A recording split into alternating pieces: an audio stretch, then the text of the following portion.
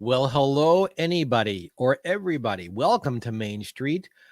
I think if you're a fan of this show, and you should be, you'll notice that I'm not Gary Allen. I'm Geoffrey Mark, and I'm filling in for Gary this week and next while Gary takes care of some ouchies. Gary will be back in the beginning of August with new material, and I'll be back with you right at the end of August with new guests as well. So I guess for the next little bit of time, I'm kind of his permanent guest host, like they used to have on with Johnny Carson in the Tonight Show. Thank you for joining us today.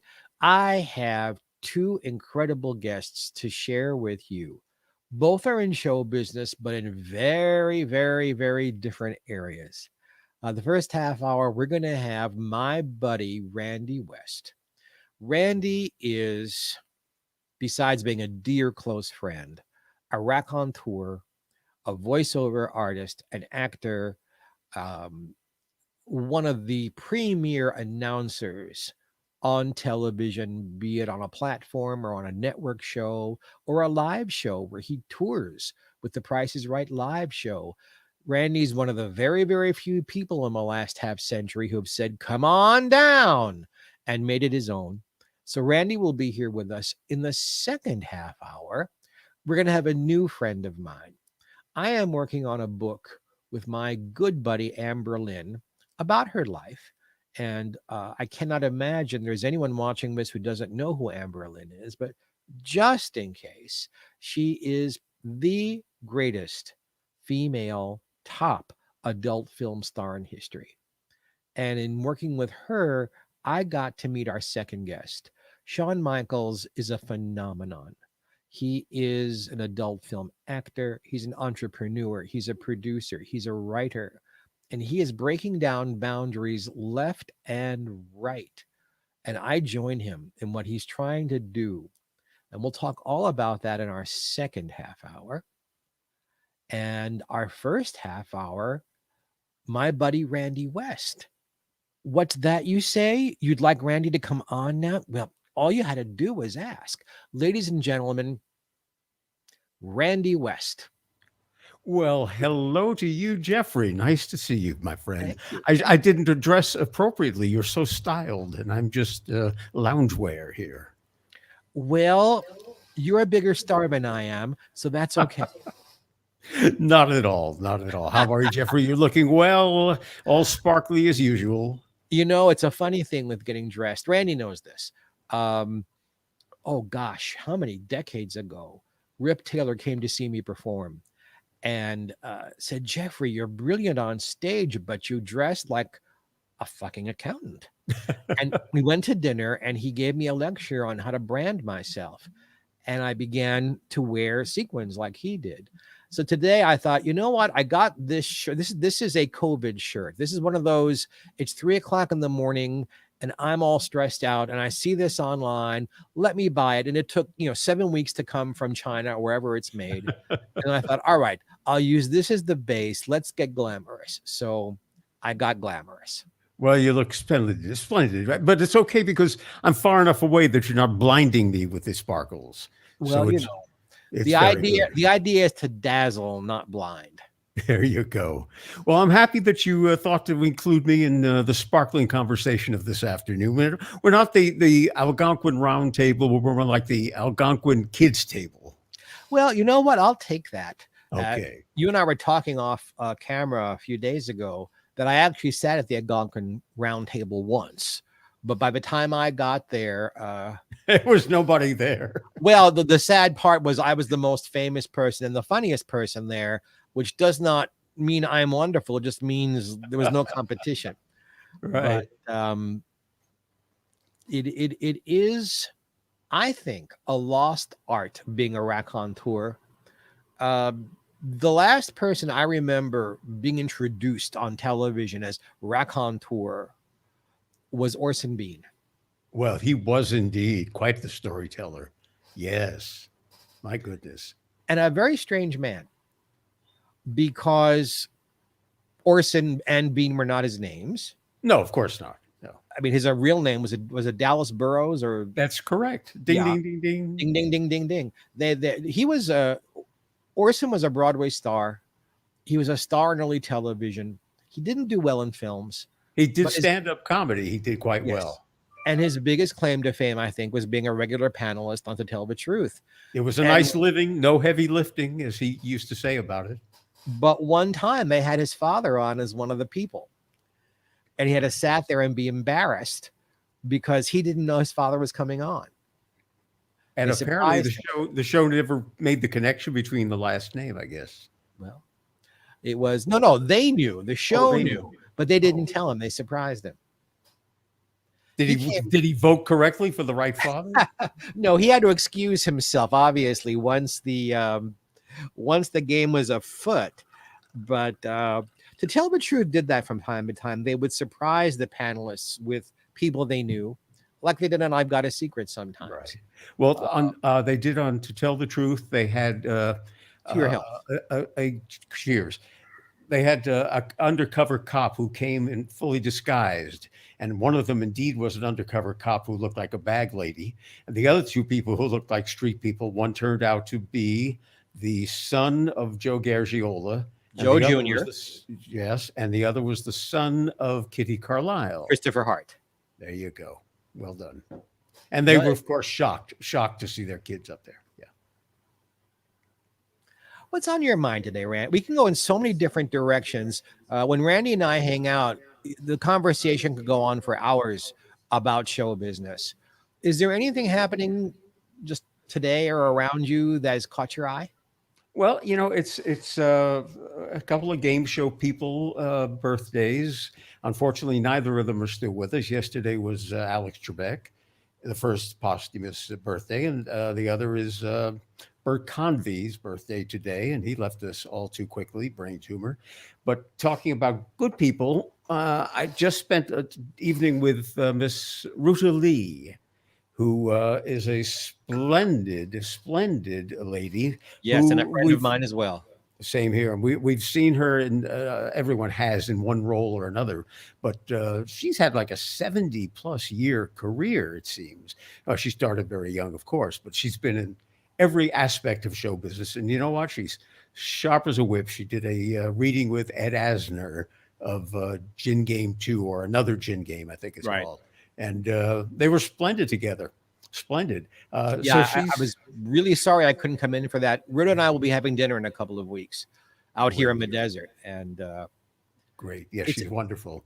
she was part of a panel I did for the first Palm Springs International Comedy Festival. Besides all the comedians we had, I wanted something a little different. So I Mhm. had a panel of women who were comedy actors, meaning they didn't do stand up, but they did comedy scripts. And I had my love, Dawn Wells and Ruda and Joyce Bulifant and Allison Arngrim. Great. And we were talking about scripts, how adult things had become through the years. And I said, ladies, not for nothing, I have never worked blue. I've never said a naughty word on stage ever. In fact, I was on a cruise ship once as an entertainer. And sometimes on the cruise ships, they ask the celebrities to play games on stage, Of course. warm the audience up. And people were asking questions. And I'll say it here because I didn't use this word, but the question was, have you ever farted on stage? And I just couldn't say that word on a stage. And I said expressed gas. And the audience booed me because I wouldn't use the F word. And I shared all this on stage. And Ruda said, Geoffrey, for fuck's sake, you're way over 40. Don't you think it's time you cursed on a stage? And it got a huge laugh. And that night, I was the opening act for the really big stand-up comedians. And I told the story. And I said, all right, so I'm going to do what Jack Benny did, which is when Jack was booked his first real Las Vegas engagement. And they said to him, look, your competition is Buddy Hackett and other people whose acts are filled with these things. So Benny came out on stage and huge applause because he was Jack Benny. He says, Yeah. I've been told but I must now use blue language in order to get paid. So now I'm going to use my first naughty word on stage ever, you see. Affair. And then just stared at the audience and went into his act, and there was no nastiness, and he was an enormous hit. Oh, God. The only man who is really not afraid of silence. Most comedians bang, bang, bang, bang, bang, keep going, get a laugh. If the laugh dies out, they go nuts. Jack would just stand there with the expression and wait for it. Brilliant, brilliant. I think with Jack, for me, the bravest show he ever did, and this is on radio, so you can't see anything, but it was a show where the show starts and you're in one of those, I don't know if they have them anymore, tour buses of the stars' homes that were very big in the 30s and 40s and 50s. And the tour bus guide was talking into a microphone. And now we're at the home of Dennis Day, and it would fade out with music, and you'd hear Dennis talking to his mother about something. And now we're at the home of Phil Harris, and Phil and Alice Faye are talking about something. Now we're at the home of Mary Livingston, the home of, and finally, right at the end of the show, and now we're at the home of radio star Jack Benny, and all you hear is, "Please stop. This is where I get out." And it was Jack getting a free ride to his house. It's the only line he said in the entire show. And people said to him, "Aren't you afraid that you're giving away your show to everybody else?" He said, "No, they're all talking about me all during the half hour. I'm still the focus." I thought that was so brave. Yeah, yeah. No, if you got a laugh on the Jack Benny show, it was the Jack Benny show that got the laugh. It's too bad there aren't more people who have that kind of security in what they do. That it is, if one is doing stand-up comedy or one is writing a book, I'm trying to think of any place else where you're all by yourself. You're all by yourself. I spent 30 plus years in a radio studio all by myself, drawing mental pictures for an audience. But go ahead. I was just thinking of working alone. Yeah. But otherwise, if you're, I also tour singing. Well, you've got musicians, you've got the people working the microphones and the lights. If you're on Broadway, you have a whole cast. Maybe you have an orchestra, you have directors, you have producers. It's a collaboration. Nobody just stands alone. But if you're in an announcer's booth, if you're behind a computer writing something, if you're standing in a nightclub or on a bigger stage in front of a microphone, it's the two of us. It's just you and the mic. And but too often, I think performers forget that it's a collaborative effort, and it's okay if somebody else gets a laugh. It makes your show better. Listen to the podcasts. Listen to a lot of people on television and radio now. You have to fight to get a word in edgewise. It's my show. I need to be funny, or even the guests are trying to maximize their impact by yammering away, and people are stepping on each other, interrupting each other, all trying to get, like it's a count of who gets the most words in. I have been interviewed in 47 years. I don't know how many, how many thousands of times I have been interviewed, and exactly what you're talking about. They ask you a question, but they never stop asking the question.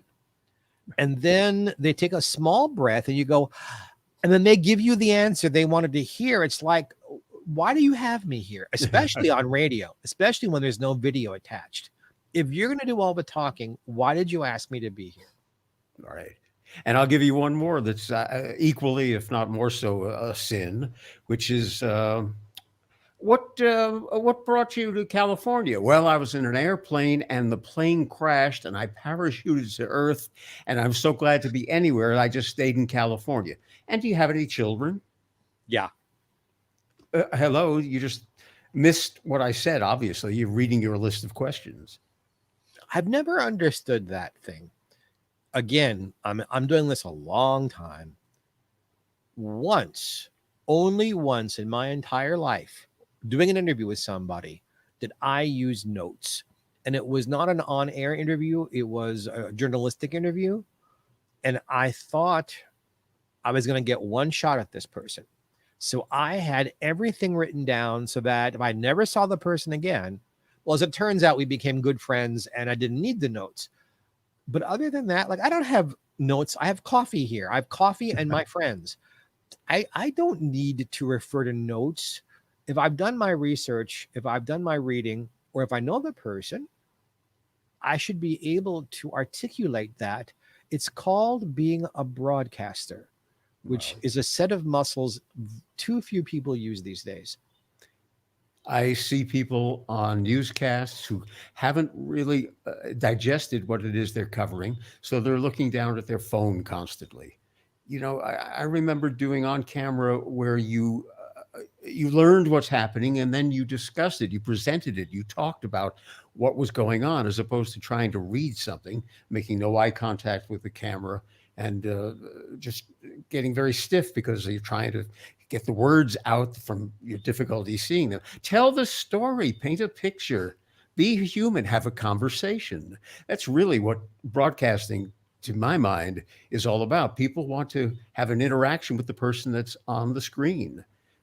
So have Hey, a conversation. you just gave me a good segue. Speaking of interactions, hey, folks, as you're watching and listening to us, if you're watching us live as opposed to later on other media, we'd love to hear from you. There's a comments section where you can ask Randy or me, or later on, you can ask Shawn Michaels questions or make comments. We would love to hear from you. This is not exactly the way broadcasting used to be, but happily with technology, we can have a wonderful conversation with Randy and still hear from you guys. So please feel free. I had to interrupt just to share that with our friends out there. Absolutely, absolutely. Because I'm tired of looking at you. I mean, let's hear some from the audience as well. Yes. Oh, don't laugh. It's so simple. Comedians never laugh at each other in reality. They go, oh, that's good. That's good. Yes, that's Yeah. true. Kay Ballard told the story to me that when they shot the pilot of The Mothers-in-Law, Yeah. which was a sitcom in the 1960s that was produced by Desi Arnaz and shot the same way I Love Lucy was, With the same writers. Yeah. with the same writers and, Yeah. and some of the same crew people. And she said they'd gotten it on film, and Lucille Ball hosted a party to watch the pilot. And she invited Jack Benny and George Burns and Milton Berle, and Eve Arden was there with her husband Brooks West, and Kay was there with her partner. And she said it was unnerving to sit with these people and nobody laughed. She said, "Oh, that was a good line. Yeah, Jack, that was funny. That was very good, very good, very good." Nobody laughed. All they did was comment on whether something worked or not, but with stone faces. She thought they had a flop because she thought that these guys aren't laughing, but that's just how it is. But Lucy had the gift that few others do, which is she knew how things would play. She had tremendous insight, so much so that I've heard from a number of people who starred with her on one show or another, that might have taped without an audience or in rehearsals. She would say, "No, give that three beats. Give that a little more. That's going to be a bigger laugh. Whatever. No, wait for that. There'll be a laugh. And why don't you turn a little bit more because this is going to be picked up by camera three." I mean, she had the mechanics in her head completely, and she could anticipate where a camera should be, how wide it should be or not, and where the audience would be as far as their reaction goes. I'm told by a number of people who appeared with her that she was Well, almost clairvoyant in knowing how an I can tell audience. you how and why that happened. Well, first, for those of you who don't know, Miss Ball was on radio for 3.5 years on My Favorite Husband, which was the precursor to I Love Lucy. And she'd also done two major stage plays before I Love Lucy. So she was used to working in front of an audience. During the years that the original I Love Lucy was on the air, for 5 of the 6 years, she had Jess Oppenheimer producing. She had her husband right there, executive producing.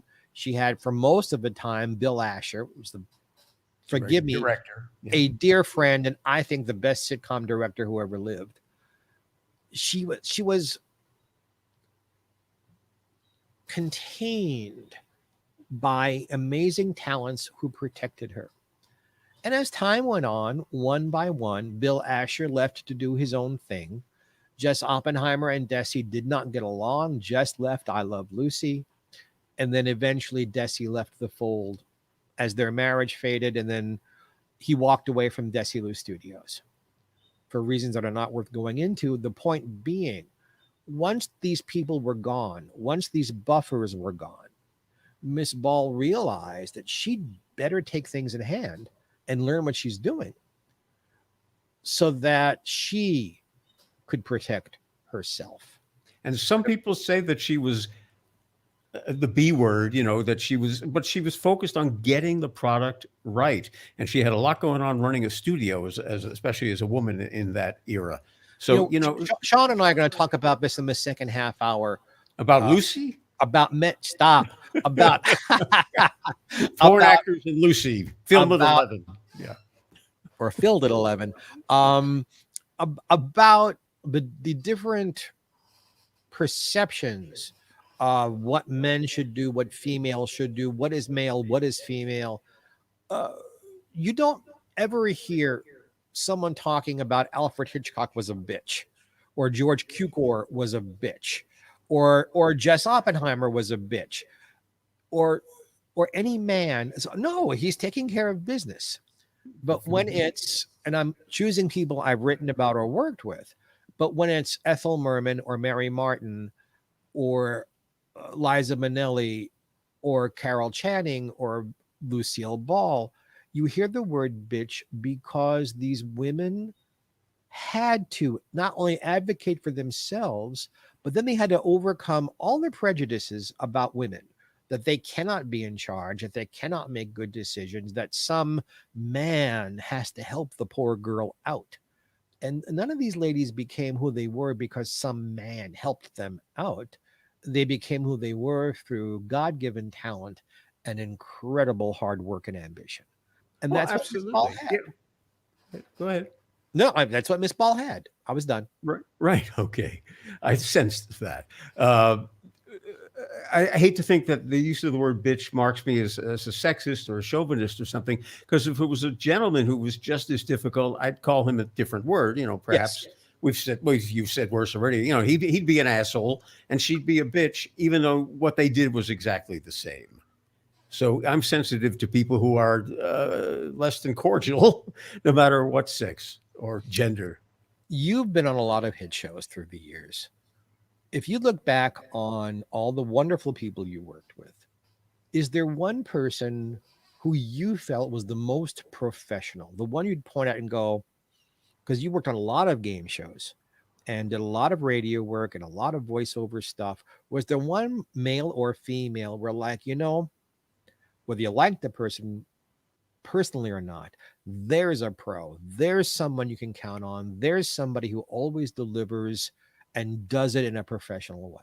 Worked with a lot of people who fit that category, especially when you added, you don't necessarily have to have liked them. Then one name instantly rose to the top, and that's Dick Clark, because Dick Clark was a production machine.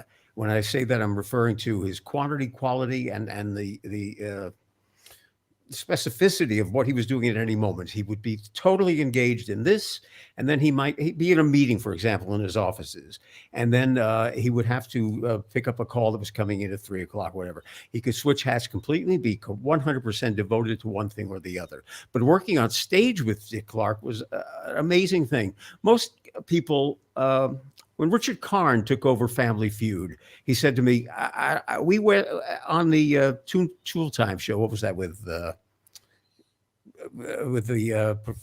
comedian, the sitcom? He said, we work for a week, 5 days to get one sitcom episode down. He says, here I'm expected to do 5 or even 6 episodes of a game show. Our producer, Tom, said Tim Allen from Home Improvement. Just thank you very much. Thank you, Tom. That.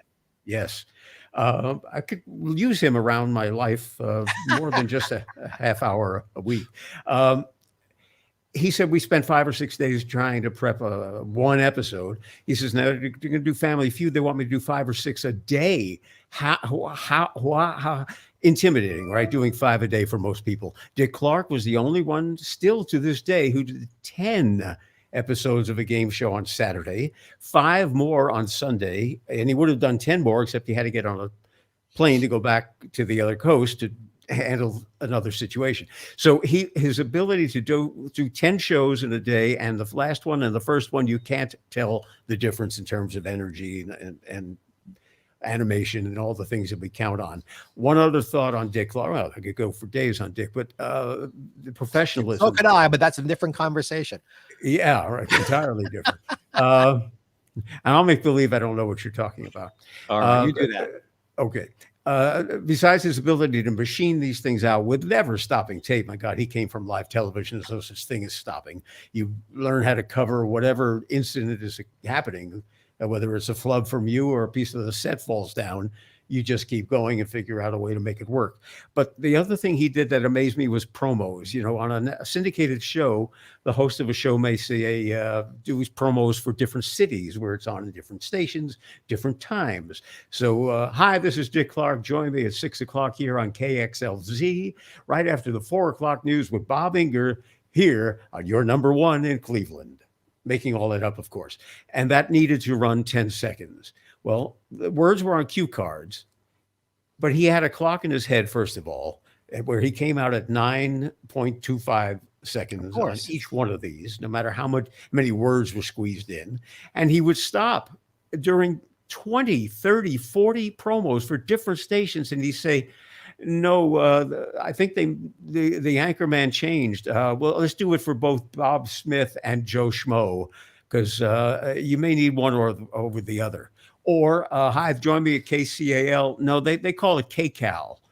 Let's do that again. Call it KCAL. I mean, he knew the stations. He knew the news anchors. He knew the catchphrases. He knew the different pronunciations for all these cities and towns and stations and personnel. He was a machine. I never saw anybody go through that many promos, first take, knowing what he knew, clock in his head. And I watched a lot of people try to get that specificity of broadcasting down halfway as well as he did it. I couldn't begin to compare myself to Dick Clark, but a much smaller experience when I had my own radio show in Los Angeles, the Geoffrey Mark Show. And they had me come in to do promos for it. And they needed, we need 3 15-second ones and 3 30-second ones and 1 minute one. And we did it in like 5 minutes or 6 minutes. And the engineer was like, how do you do that? I said, how do I do what? He said, you came in at exactly 15. He said, you're not reading copy. I said, I'm a broadcaster. Those of us who have done this for a while, I mean, I couldn't do what Dick did, but yeah, we know how to count, and we can count while we're talking and come in on the money, because that's what a professional learns how to do. And he said, nobody at this, I won't mention the radio station because this was a real terrestrial radio station. I know which it is. Yes. Go ahead. I know you know which one it is. And he said, nobody here can do that. I said, well, they should. It's part of being a broadcaster. Taking 1 second bucket list experiences says hi to us. So let's say hi to back, and glad you are watching us have fun together. Good. It's an amazing thing. I don't know that our next guest is here yet, so we'll just talk till he gets here. But we've gone through almost a half an hour already. It's amazing. Unbelievable. I'll give you another clock in the head story. Please. A gentleman whose name not everybody knows, but knows his work if you're over a certain age. And his name was Ernie Anderson. Oh, yeah. And he was a proficient. Well, he was a broadcaster back in Cleveland, did on-camera stuff. But he found a niche for himself in this town where he made a fortune and everyone knew his voice. It was Ernie Anderson doing all the promos for the ABC network. And he'd go, tonight on Love Boat. On the Love Boat. He had a signature for each show that he did. America's Funniest Home Videos, etc. He had the most amazing clock in his head and professionalism in the sense that he'd walk into a studio if something wasn't ready. he was quite arrogant. And he'd say, "I'll get your shit together. I'll be in the car." And he'd go out to the Jaguar and take a sip or two from the glove compartment, and they'd call him back in. And they say, "Okay, let's do this." And you might be, well, you're about a second long, or you're 8 seconds long. The second take, if it needed adjustment of timing, was to the fraction of a second. And the other thing he did, sometimes if you're working with a producer who isn't sure he's got what he needs from you, well, let's get that line again, or, just in case, let's get an alternate on that, maybe a different feeling of reading that, to protect themselves after you leave so they can edit pieces together. And he's the only person I ever watched say, "No, you got everything you need." Grabbed the stuff and left. And of course, they did have everything they needed. He just intuitively knew stuff. You were mentioning earlier about doing game shows. And I don't know if our watchers and listeners know this, that in early television, if you were on 5 times in a week, you came on at that hour and you did the show, and you came back the next day and you did the show. But once videotape was brought in, it didn't happen overnight. But what shows began to do, they figured out it was less expensive to bring everybody in all at once and do 5 shows. Well, 2 shows originally. 2 a day was the big Right. deal. Yeah, go ahead. But eventually 5 shows. Of course. And things like the Hollywood Squares, or To Tell the Truth, they would come in on a Saturday and Sunday and do 5 shows on Saturday and 5 shows on Sunday. And they had 2 weeks worth of programming done. And then everybody involved could go do other things and make money and come back 2 weeks later and do the same thing. And in talking through the years with, as I know you have, with Tom Poston, with Kitty Carlisle, with Arlene Francis, with people who did with Steve Allen, and you ask them what was the hardest part of that, and 201, the answer was the same: making sure that your energy level was the same for show number 5 that it was for show number 1, that you are never giving the impression that we did all of this stuff at one time and now I'm tired. Of course. It had to appear as though this was a brand new day. And of course, some of the hosts would then chide the panelists or the celebrities. "So what did you do last night in between?" And they're just staring like, you asshole. Why are you putting me on the spot? Everybody knows we're doing these all at once. But they would. Sometimes the ladies would change their hairstyles or something, or Bill Cullen would change glasses, change frames. Well, they all changed clothing, first of all. Yes. You had to come with 5 outfits. Yes. But they full would around your change. hair, there wasn't a lot of time for doing that. It was 10 No. minutes between. Yeah, still is. And of course, probably the most famous is the Hollywood Squares, where they would break for dinner. They catered in a dinner in between the first 3 shows and the last 2. Right. And the wine flowed very freely. And by the Friday show, it was cooking. And that's where a lot of Paul Lynde's best zingers came in, because he just didn't care. Right. And the same is true for Match Game, which reruns more frequently now than Hollywood Squares on the Buzzer and a few other outlets. When you see the Gene Rayburn Match Game, they're toasted, especially Brett Summers, toasted but for the Thursday and Friday show. It's a funny thing. When we were growing up and watching these classic game shows, the people who peopled them, the celebrities they chose to play these games weren't necessarily comedians, weren't necessarily huge stars. No. But they were all chosen because they were intelligent. They could be funny in a moment, but they also played the game. They took the game seriously. Peggy Cass took that, To Tell the Truth. That's why she was on for so many years, and why she was correct so many times, because once she got being funny out of the way, she focused on the game. I find it hard to watch. I know you love them and your friends make them, and forgive me, but the reboots, To Tell the Truth is on its, 37th or 38th reboot through the years. And the most recent one I find unwatchable. Same here. Because they're not playing the game. They're playing to the audience. and they're adding facets to the show that's got nothing to do with playing the game. And aren't necessary. I think the producers are insecure. Well, just sitting here and asking questions, that's not going to be interesting enough. So they load it up, crap it up, if you will, with other nonsense. You hit on an amazing point. I've got to touch base on. Two Please. people come to mind. Dorothy Kilgallen was a syndicated columnist, and she played on What's My Line, as you know, every Sunday night, and she played for Blood. She played for Blood, and I thought I'd heard every story about playing for Blood until I appeared on To Tell the Truth with Kitty Carlisle, who was on that show in the 50s, 60s, 70s, 80s, 90s, and I think they brought her on for Yes. one episode past 2000. O'Hurley was the Yes. host. Well, I was a imposter, and I was told, well, she's going to play for Blood, so be careful, what you're saying and how you're saying, because you really want to convince. And if she'll spot anything, she'll jump on it. So I played for Blood, and at the end of the show, she voted for me. I got 3 of the 4 votes. Someone else got 1, so we stumped the panel. But she came up to me at the end of the show. She said, "I would have sworn it was you. I would have sworn." I mean, she could not get over how I had sidetracked. She said, "You looked at me when you answered. You looked at me when I was voting. People who are lying don't make eye contact." And she ran down a whole bunch of rules like that had made her the grande dame of that show for half a century.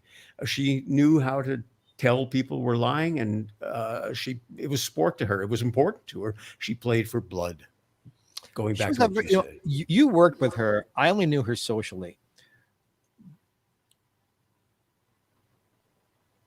I've rarely met a woman who was so classy in how she coiffed herself, how she dressed. I mean, How she carried herself, how she spoke.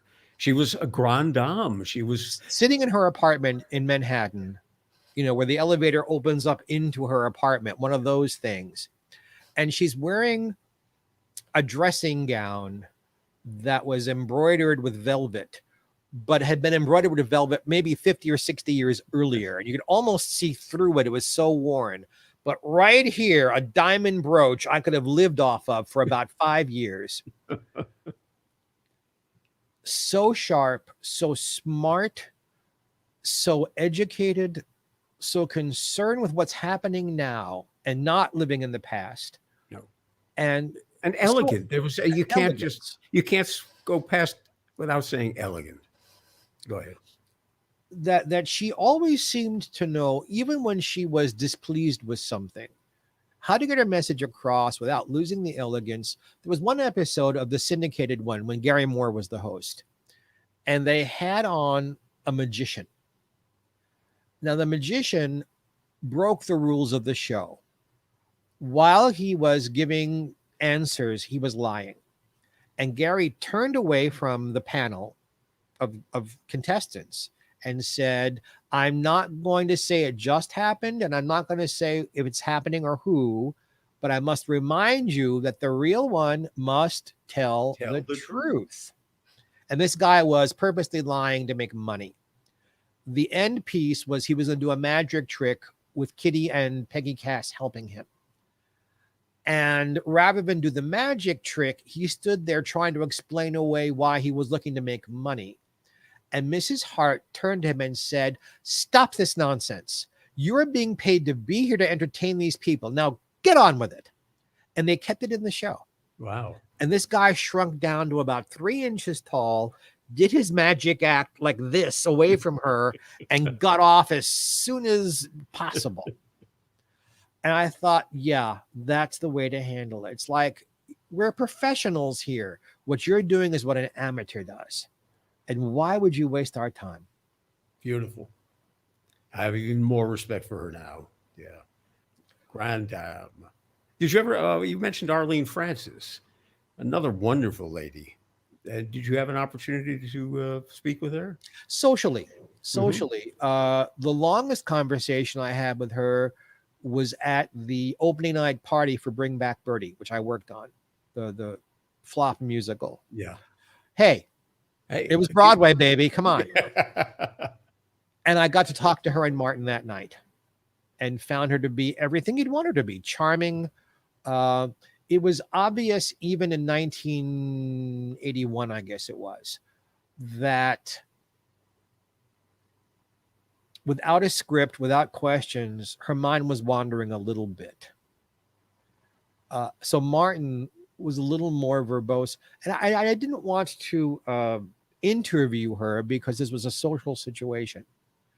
But the funniest thing in Arlene's later time, she hosted in New York City a wonderful show called The Prime of Your Life and interviewed everybody over the age of 50 who came into town. And then one night, early on in his career, the king of all media had Howard Stern. Yeah. Howard Stern had Kitty Carlisle and Arlene Francis on, and they were playing sort of a bastardized version of To Tell the Truth and What's My Line put together. And he brought out, I think, 2 or 3 bathing beauties. Like, what's the secret? And they asked intelligent questions, got stupid answers. And then finally, well, the secret is they're lesbians. And he was expecting these 2 dames to sort of, fan themselves and faint. And Kitty looked at Arlene, and Arlene looked at Kitty, and Kitty spoke. She said, Miss Francis and I have been in show business about 120 years together. Don't you think we've met a lesbian before? And again, and Howard just shrunk, and that's hard to make Howard do, shrink in his seat. Yeah. But she put him in his place. It's like, Beautiful. why weren't you better prepared, Howard? You have us here. This is how you're using us. Right. And she was right.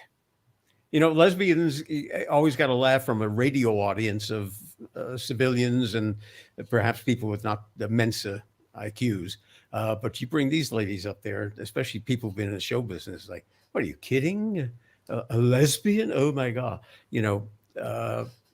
Pathetic. I mean, I like Howard and some of the things he's done, but yeah, that was a low point, certainly. The 2 things about those 2 women are you talk to either of them and mention the other's name, and she said, "You sure you don't think I am her?" The 2 of them were always confused by television viewers. Well, they played the same kind of parts in plays. Mm-hmm. They were both associated with Goodson Todman television programs.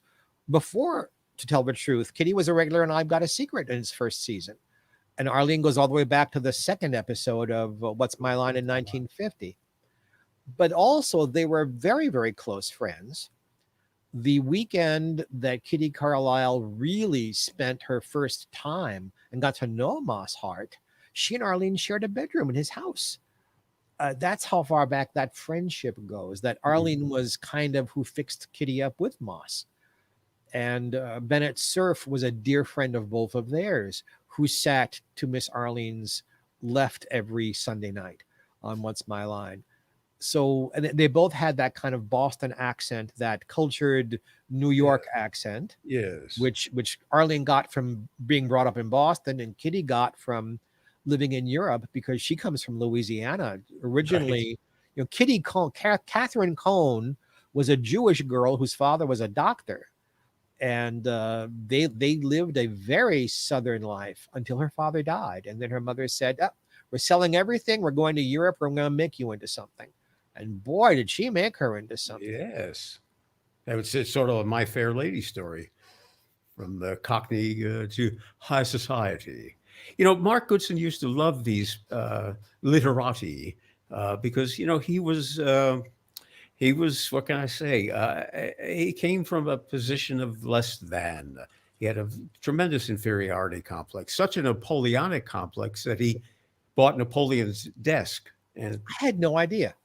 I was in his office several times, and I said, "What an unusual desk." He says, "Well, this was Napoleon's."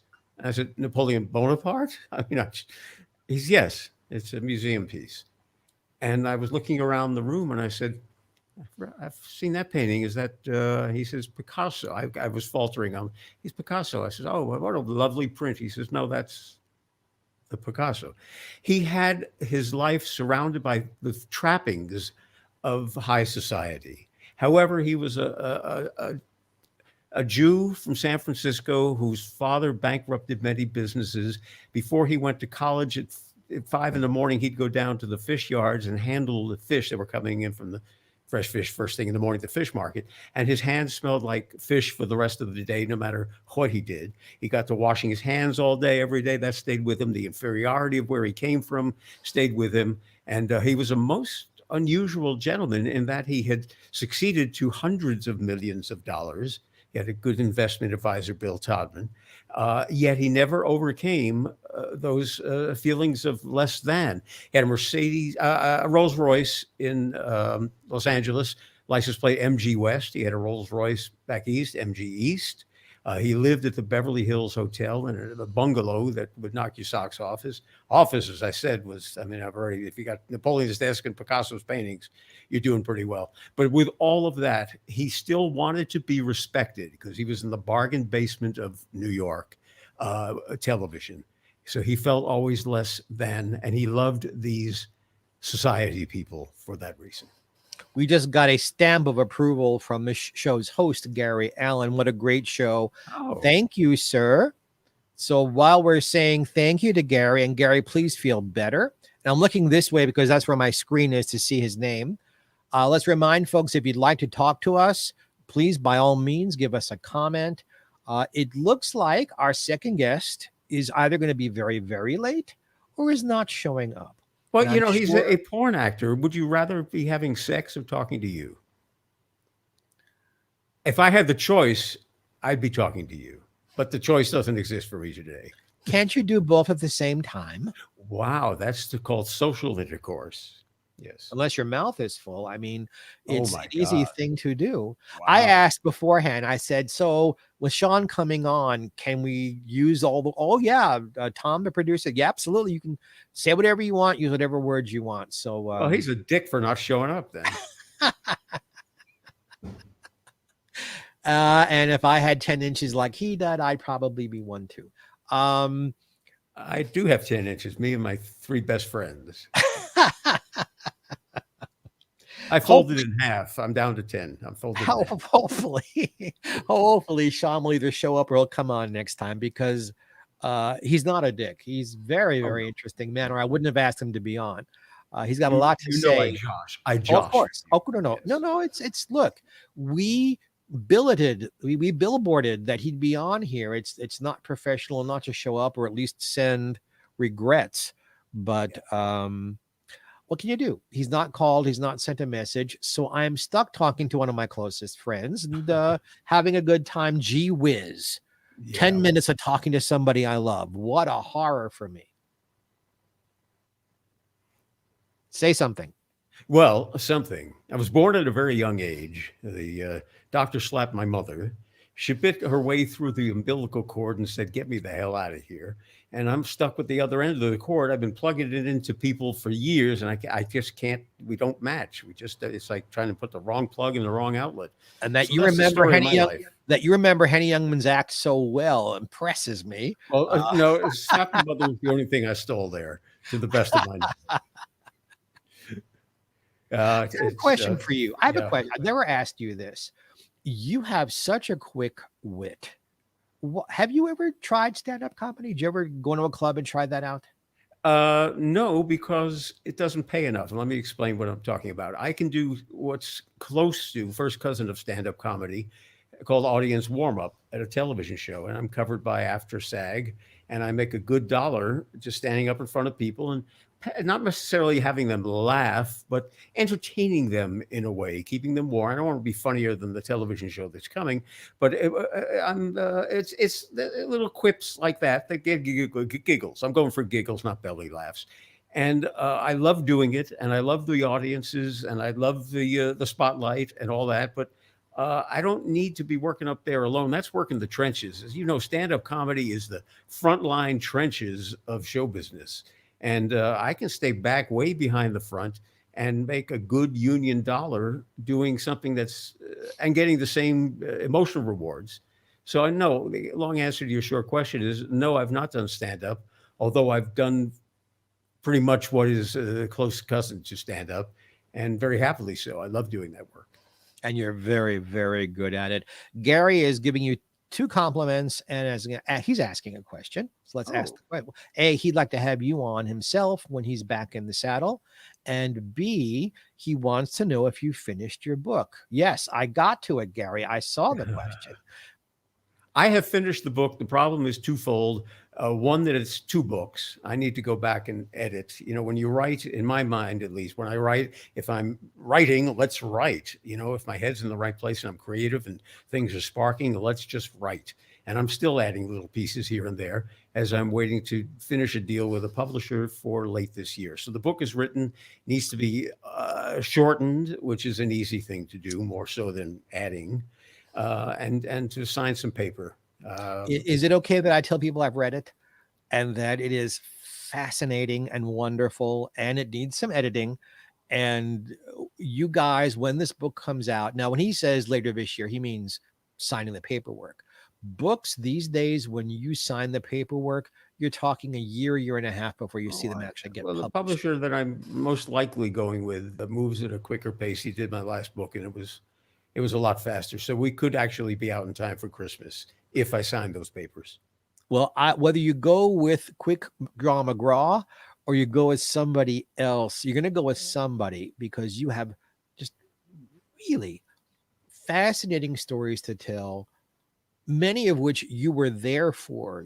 You're not just repeating stories, but in some cases you are, like maybe things I might have told you or other people like me might have shared. But the big bulk of the book is just what Randy West has observed and heard. And you're like I am, you're a sponge. You remember everything that happened and all the stories and what color it was and what it smelled like and what you were wearing. And it's fascinating look really at the history of modern show business It's been from your point of view.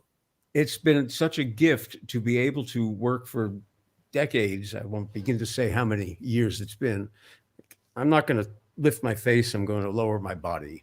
But I'm at there, this longer than you are, so let's not talk about age. many, many, many years of working in an era of show business that was transitional between the stars, if you will, of the 40s and 50s who were still around and the people who are coming up now. It was a perfect time to be exposed to all these people. And the working on talk shows, as I've done, Hour Magazine, et cetera, where there's 3 or 4 or 5 guests a day per episode. Start mentioning names, Shirley MacLaine and Robert Wagner, and I mean, I'm if I try to name names, I'll forget them. But movie stars and lesser and greater uh, tiers in the show business hierarchy. I've worked with, spoken with, had backstage coffee with so many people who were open and sharing their stories. And my God, some of the things I've heard. I mean, they're wonderful stories. Are they the things you would necessarily tell a stranger? Well, a lot of these people were free enough with the stories that I felt I could be free in quoting them. In other cases, I tell things that have never been told because I've witnessed people backstage having temper tantrums and falling off their wagon, one sort or another, and in compromising situations, many in felonious, meaning breaking the law in a big way, situations, and some of it is public record, so I'm covered there, and I use some discretion. I was backstage on the Bob Barker, The Price is Right, when there was a lot of that model thing going on. I saw one model be completely gaslighted and forced to be fired over no fault of her own. Situations were brought up and attributed to her that she had nothing to do with. So some of those lawsuits have merit. Others perhaps don't, and I don't know about all of them. But you see things and hear things that are most unusual, either from people who've lived them before you and are talking firsthand, or that I've watched, and quite amazing what goes on. See, it's a business of insecure people. People who have their head on straight generally don't go to an industry where you're constantly looking for your next job. There's an insecurity in show business that exists, I don't think, anywhere else to that level. And it attracts people who need to prove themselves, who are insecure, who are uncertain about themselves. And with all the insecurity that they bring and the insecurity of the business, you find people who aren't always at their best or most complimentary presentation of themselves. Therefore, there's a lot of tension, a lot of backbiting, a lot of insecurity, a lot of concern, and a lot of people who are vying for those very few positions. And what it brings out in people is some amazing traits that they wouldn't necessarily want to be known. I'm sure everyone who's watching right now is like, Geoffrey, why aren't you interrupting him and begging him to tell you a story? Here's why, folks. As a good talk show host, I know what the question needs to be, but as an author, I know that you don't spill anything until the book deal is done and the book comes out. And then we'll come on again and promote your book, and then you can tell a story or two. Well, if you got a minute or two, go ahead. Mention the name of somebody who's famous in television. And I probably have a story about them. Oh, gosh. Put me on the spot that way. Well, you just spent an evening watching two brilliant actors, Ed Asner and Ruta Lee. Do you have an Ed Asner story? Oh, God, yes. Ed Asner, all these great Lou Grant, the Mary Tyler Moore Show, and all this. But as you know, he's a most liberal gentleman in terms of the use of language. There's barely a four-letter word that escapes him at any given moment, which just makes him so colorful. But the best Ed Asner story of all is the 50th anniversary of Screen Actors Guild. He and Betty White, who were, not Betty at all, the miracle worker, Patty Duke. Patty Duke and Ed Asner took turns in a carnival dunk tank where members of the union would throw a baseball and see if they could dunk them into the water. Patty Duke came up trying to get her dignity back. Ed Asner came up cursing and spitting at you. When I would see him the next 7 or 8 times, I would say, I'm one of the guys that dunk you in the tank. So don't ever forget that picnic that we had. And it would come back with either a string of obscenities or a kiss on the cheek, or it always came back with something different. Now, this Ed Asner is just the consummate regular guy, and I love him for it. There are other stories I could tell, but out of respect for the gentleman right now, I think it's not a good time. The Ed Asner that we love so much as Lou Grant and all the other roles we've seen him in is, unfortunately, his head is still 100% there, but he's having physical difficulties, difficulty walking, and Age does that to everybody. yeah, and he's so compromised that I know that he feels self-conscious about it. So I don't necessarily want to go anywhere that I would feel would be embarrassing. But the moments with Ed Asner never cease to be surprising in a very good way. Even Betty White on Hot in Cleveland, and she was in her late 80s and early 90s when she was shooting that. If you watch the show carefully, she hardly moves. She if she enters a room, she's already there somehow, and she's standing in one spot. Everybody else is moving. She's sitting, because you can't expect someone over a certain age to be able to walk and talk and chew gum, not because their brain can't do it, because their body can't do it. I was at many of those Hot in Cleveland tapings, and she went up on her lines more so than she would have at an earlier time in her life. However, she was still as funny as hell in covering herself, making the audience laugh at her outtake. She was more entertaining almost in the outtake moments. But you're right, she needed somebody to help her walk, which is so sad because we love these people and want them to be eternally young and vibrant and spry. But you're right, she did not walk on camera more than a step or two. What a lovely, lovely, lovely woman. Yeah, people keep asking me, well, why isn't she in the public eye? And it's like, folks, she's coming up on her 100th birthday. She's not going to be in the public eye anymore. And I'm asked all the time about Bob Barker, 97, I believe, at this moment, and you will not see either of them on television again. And let's be thankful for videotape. Hey, they gave us so much to watch, and we can watch it over and over and over again. And 99.9% of you folks who are watching this weren't going to be having dinner with them anyway. And those of us who might have used to, well, we get it. They're sick, they're old, they're happy, they're brilliantly well taken care of, they're safe, but now they're going to watch us for a while. There you go. I like it. Bob Barker did a surprise appearance, the last one that he did with Drew Carey on The Price is Right. He came out on a April Fool's joke. Here's Drew Carey, and out comes Bob Barker, and the audience goes nuts. It was a very well kept secret, and he said, "I'm taking over today," or whatever. April Fool's. He played the first game, which was that three strikes game for a Right. car, about 6 minutes of television programming, and then the rest of the show went to Drew. And Bob said the first time I spoke with him after that was, "Oh my God, I could never do an hour again. It was all I could do to get the best me for 6 minutes." Look, And you and I are much younger than the people we're talking about. But if I got cast in a musical today, I don't know that I could do 8 performances a week.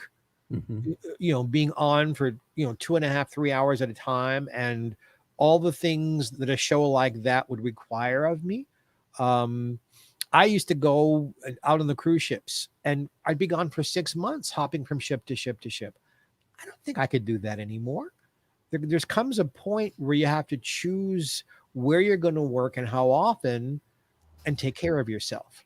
And still not over reach beyond your grasp. In other words, you still want to be great when you're on. If it requires you to be on 24 hours or 6 hours or whatever for a number of days in a row, don't do it. To know thyself is so much better. I was on the road with The Price is Right live. We did it for years in Vegas. We did it for years stationary in Atlantic City, same for Reno, et cetera. But then we went on a bus and truck road show of one-nighters. And, 3 months of that at my present age. And it was like, it's enough packing and unpacking and schlepping and moving and getting and doing. Let me relax. Whereas as a kid, I would have stayed on a bus and truck tour for the rest of my life. Well, I know for certain that you have a beautiful home that all this work has afforded you for you to relax in and to work in and to broadcast from. And hopefully, sometime in the next month, I'll be visiting there to say hello to you. I thank you not only for being with us today, but for staying for the second half hour to fill in for my guest who did not show up. But I could talk to you for 5 or 6 or 12 or 15 hours, and I don't think you'd repeat something twice. You're an No. amazing man, an amazing talent, an amazing friend. And you are an amazing friend. And I thank you for inviting me. My pleasure. Well, Gary, feel better. Yes. Gary will be back in 2 weeks with his guests. I will be back at this same hour next week with hopefully two guests, at least one.